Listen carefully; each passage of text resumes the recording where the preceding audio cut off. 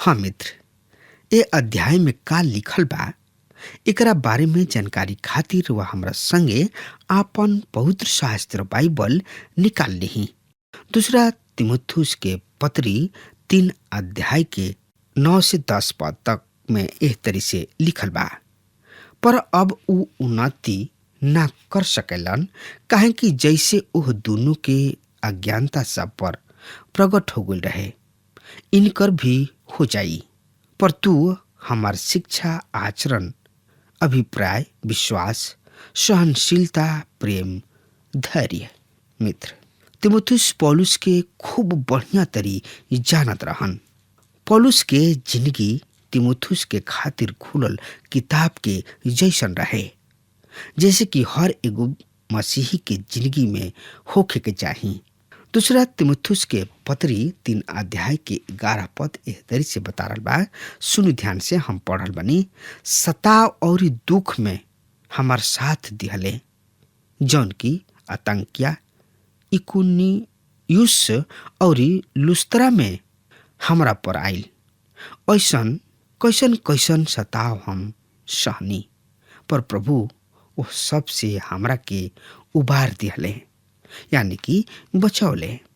तिमुथियुस पौलुस के दुख के खूब बढ़िया तरी से जानत रहन, जौन की ऊ 3 बार यात्रा सबके करत ऊ सहले रहले। पौलुस बहुते दुख उठा के विभिन्न जगह पर गुलन। जब पौलुस लुस्त्रा में रहन त उनका पर पथरवाह कइल गइल। ऊ मृतक के समान हो गइल रहन और प्रभु उनका के उठौले। पौलुस के दुख के तिमुथियुस खूब बढ़िया तरी से जानत रहन, काहे कि ऊ वही श्रेय के रहन। यह अध्याय के 12 पद के हमरो सामने पढ़ल बनी। और इस सही में उ सब जौन की मसीह में भक्तिपूर्ण जिंदगी बितावे चाहलन, सतावल जइहे। मसीही बने खातिर हर एगो आदमी मरद के मूल्य चुकावे के बा। असल मसीही और मसीहत लुप्त होत जा रहल बा। दूसरा तिमुथियुस के पत्री 3 अध्याय के 13 पद के हम पढ़ रहल बनी। सुनि ध्यान से। पर दुष्ट और छली त धोखा देत और धोखा खात बिगड़त चलल जइहे। मित्र, आखिरी दिन में लोगन के इहे दशा होई। ऐसना दिन में एगो परमेश्वर के दास यानी कि सेवक का करी है। यही अध्याय के 14 और 15 पद एह तरी से बता रहल बा। पर तू ओ बात पर जौन कि तू सीख ले बड़ा और जौना के हमरा नीचे भइल बा, ई जान के बनल रहा कि तू उन्हें कौना लोगन से सीख ले बड़ा और बचपन ही से पवित्र शास्त्र तुहार जानल बा, जौन की मसीह यीशु में विश्वास के द्वारा तोरा के उद्धार पावे खातिर बुद्धि दे सकताड़े। केहू के पीछे जाए से केवल प्रभु के वचन ही रोक सकता। परमेश्वर के लेखन वचन के खातिर स्रोत केवल परमेश्वर के वचन ही है। पौलुस तिमुथियुस से कहताड़े, जौन बात तू सीख ले बड़ा वही में आगे बढ़त चलत जा।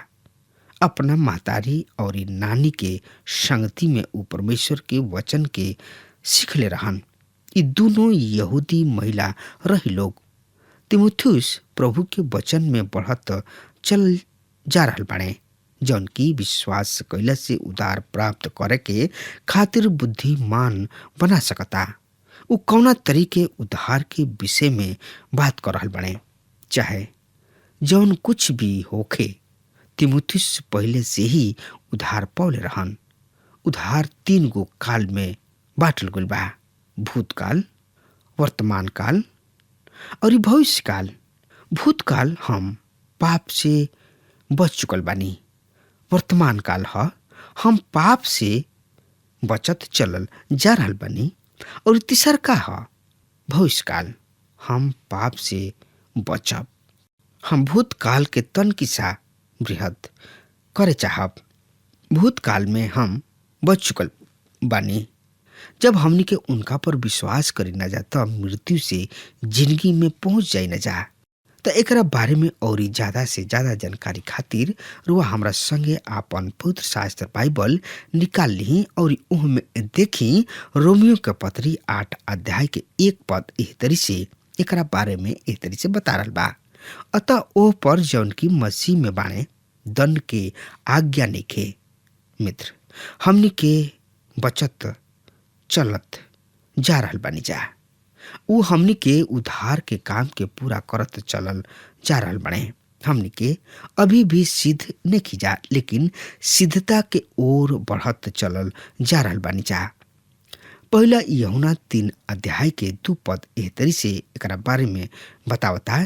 प्रियो, हम परमेश्वर के संतान हई और अब तक ई प्रकट नहीं के भइल कि हम का होखब, पर ई जानतानी कि जब उ प्रकट हुई है तो हमनी के उनका सदृश्य होखब जा, कहीं कि हमनी के उनका के ठीक वही तरी देखब जा जैसे उ बाणे।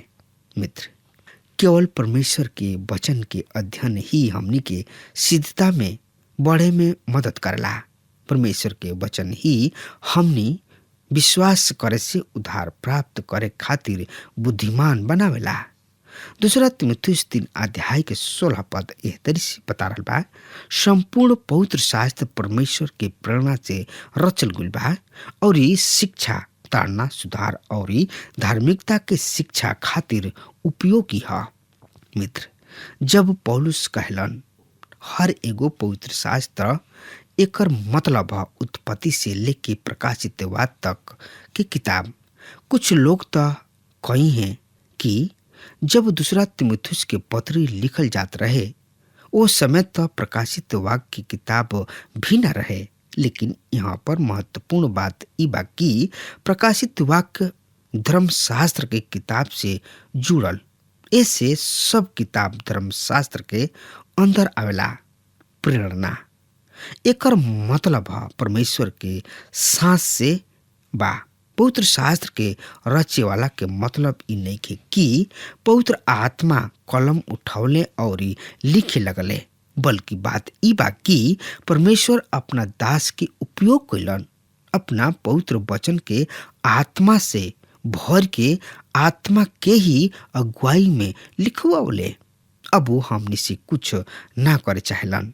धर्म के शिक्षा खातिर लाभदायक धर्म शास्त्र बढ़िया बा। सिद्धांत शिक्षा खातिर है, इससे हम लोगन के सिखाइना। उपदेश जब रुआ परमेश्वर के वचन के पढ़िना तब परमेश्वर के आत्मा हमनी के दिल से बातचीत करला, हमनी के दिल में मंडराला, हमनी के दिल के प्रभावित करला। तब रुआ समझ जाइना कि परमेश्वर के आत्मा काम कर रहल बा।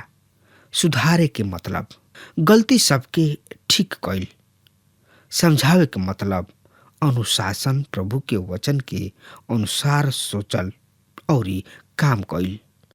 त एकरा बारे में और ज्यादा से ज्यादा जानकारी खातिर वह हमरा संगे आपन पवित्र शास्त्र बाइबल निकाल ली और उहमें देखी दूसरा तीमुथियुस के पत्री 3 अध्याय के 17 पद ए तरी से बता रहल बा।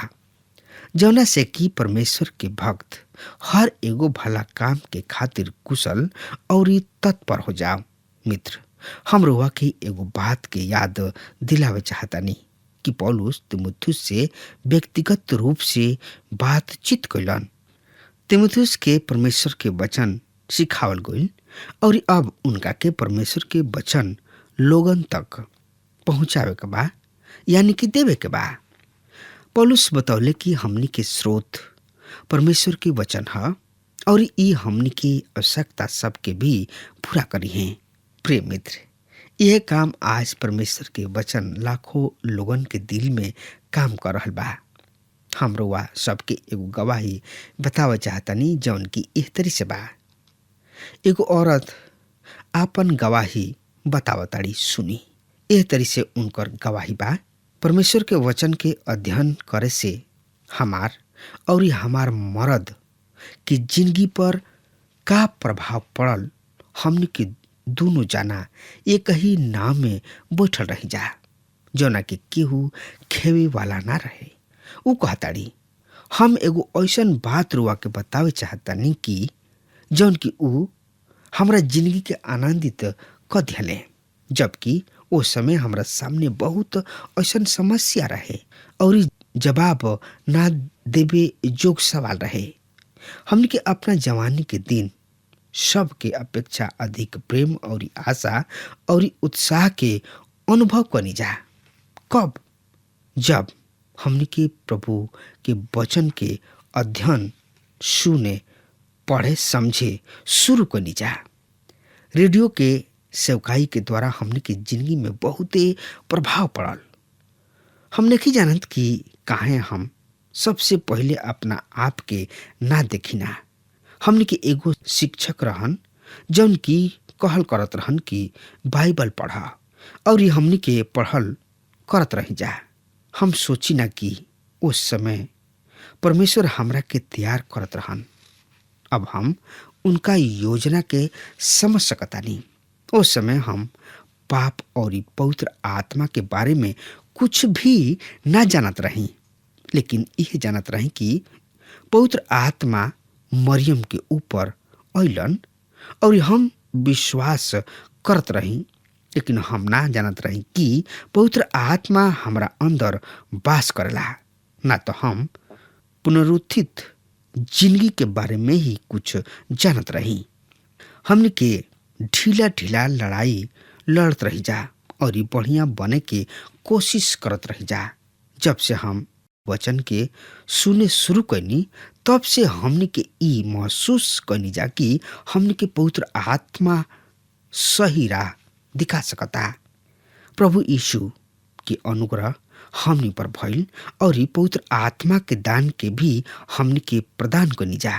हम एक गवाही के रुआ साथ ऐसे बटनी कि परमेश्वर के वचन ही बा जौन की लोगन के दिल में काम कर सकता और मनुष्य के जिंदगी बदल सकता।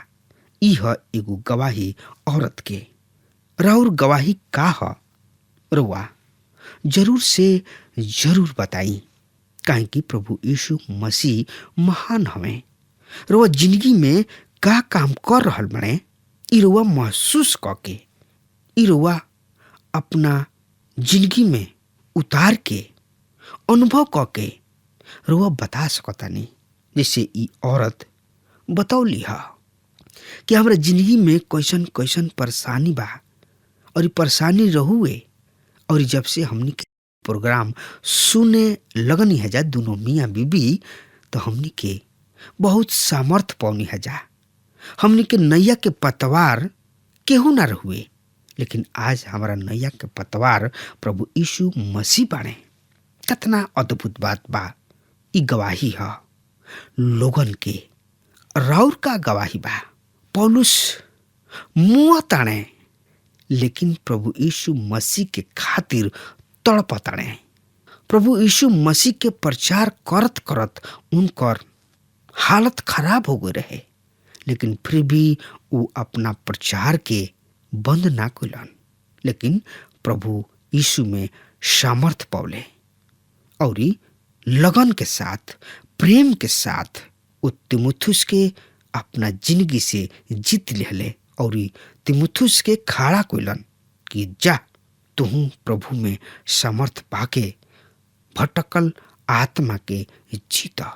अगर हमार बात रुआ सुन रहल बानी तो आज वे यही घड़ी प्रभु यीशु मसीह की आई और अपना आप के समर्पित कर दी और झोरा डंटा उठा ली और चल पड़ी प्रभु के संदेश लेके। अब हमार समय खत्म हो रहा बा, तब तक खातिर हुआ हमारा के आज्ञा दी। परमेश्वर हुआ के बहुते बहुते आशीष देश। आमीन।